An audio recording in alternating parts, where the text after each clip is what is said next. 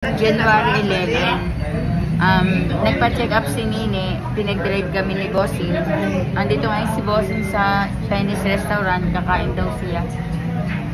Kami, inaaya niya pero busog pa kami. Kasama kong baby ni Jay.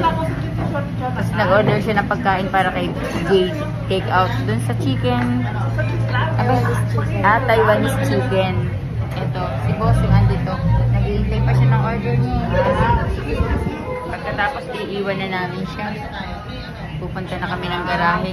Okay po, ate. Ayan, kumakain na si Bossing.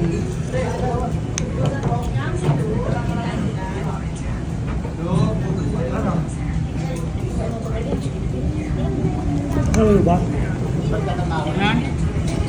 January 11, kumakain si Bossing ng steam na dumpling. Tapos ito, wonton. Ito yung kinain niya. Kami ni Monster. Hindi. Ayaw namin kumain.